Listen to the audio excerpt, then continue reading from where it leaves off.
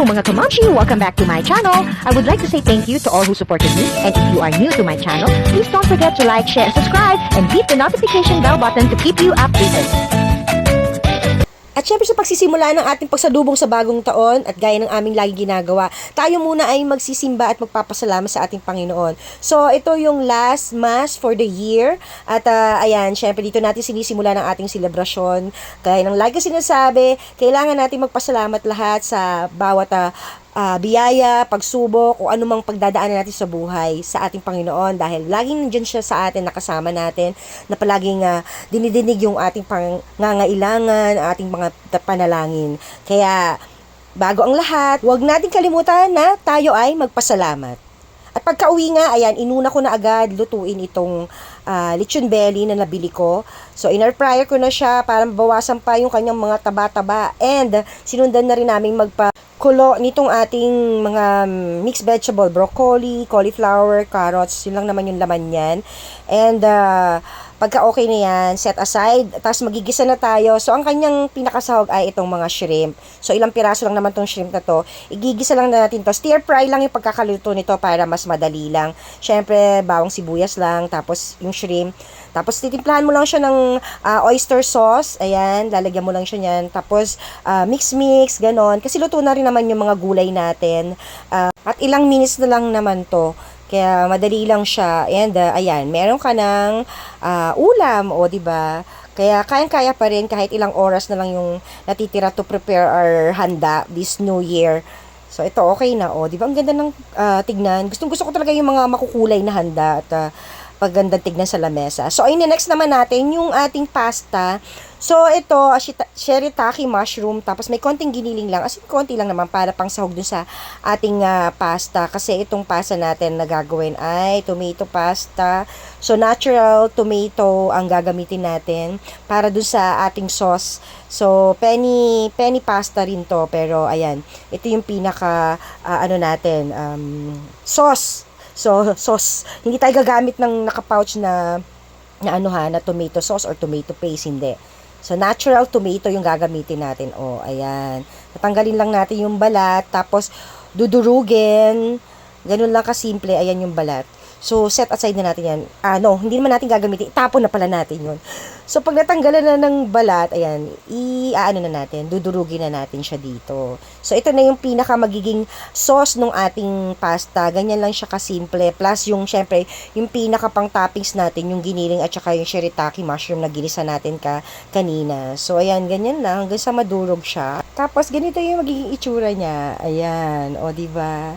Natural tomato, walang halong chemical. Tapos, tumalsik.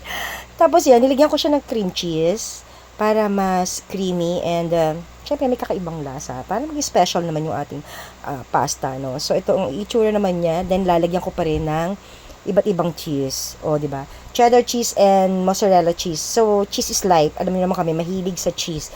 So, sa mga dati ko pang follower, alam niyo naman na cheese is life sa amin. So, haluin na lang ganyan. And then, timplahan ng konti, salt, pepper, or kung anong gusto niyong pampalasa, ilagay nyo. Pero, salt and pepper lang yung nilagay namin dito to taste. And, at saka namin nilagay yung pasta dyan. So, ito magpi-plating na tayo. Meron na tayong pangalawang handa.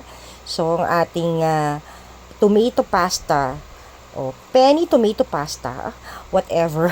So, masarap siya, promise, kasi natural yung lasa. And, so creamy because of cream cheese. So, ayan siya. And, tsaka natin ilalagay yung ating, yung sahog. So, pinaka-toppings na lang. Ito yung ginisa natin na separate na shirataki mushroom and a little bit of giniling, ground pork. Pwede rin namang chicken ground pork, ganun. Depende sa inyo kung anong gusto niyo ilagay.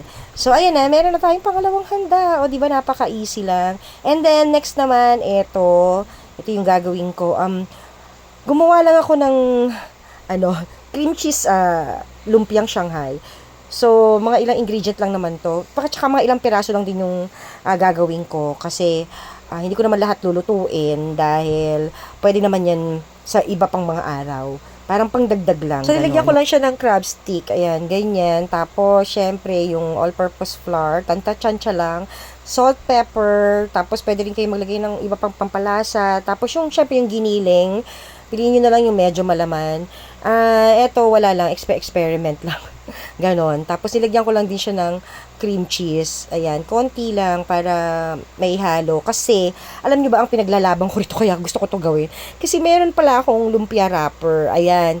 And matagal na to sa rep. Hindi ko pa nagagamit. So, sabi ko para hindi masayang. Sige na nga, gawin ko na lang din. Pero hindi ko na lang din lulutuin lahat. Yung cream cheese Shanghai na gagawin ko. Pero babalutin ko na para hindi manigas sa rep. Kasi baka tuluyan ng manigas tong wrapper ko na to. So, ayun, ganoon yung ginawa ko. So, ito yung wrapper ko, hinati ko pa rin siya ng pa-triangle, ganyan.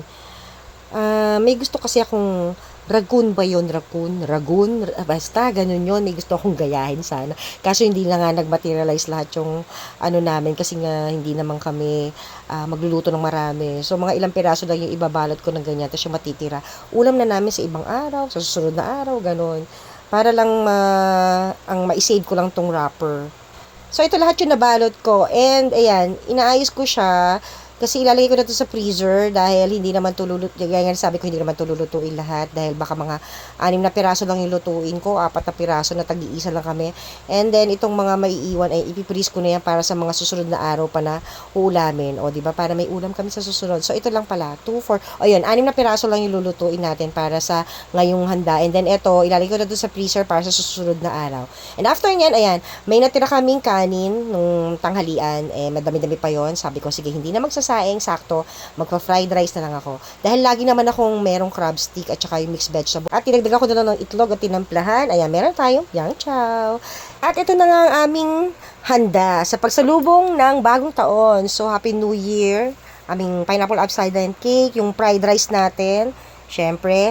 Tapos, nagluto rin pala ako ng salami para may pang decor. O yan, pang accent. Yung Shanghai natin na 6 na piraso. Yung lechon belly. Tapos, yung ube and itong kakanin. Ayan, bigay lang yan ng kapitbahay. And, at saka itong aming pasta. Ayan, nakita nyo na kung paano ko niluto yan, diba? At saka, yung ating stir fry, shrimp, and mixed vegetables. So, fruits and wine. Ayan, ganito na lang kasimple yung aming pagsasaluhan ngayon. Ito ay enough lang for us. Hindi siya ganun karami. Sakto lang sa amin. Siguro kung may matitira dyan, baka yung lechon belly, which is okay lang kasi hindi ganun kadami. So, while waiting for the countdown, ayan, mag-aisa-is muna ako kasi magpipictorial kami dito. And then, after dito magpictorial, doon naman kami sa dining. So, hintayin muna natin mag 12 o'clock. So, tada! Happy New Year! Ba't talaga naman magsasawa kasi mga fireworks ng mga mayayaman namin kapitbahay. Tingnan nyo naman ang kanilang mga fireworks.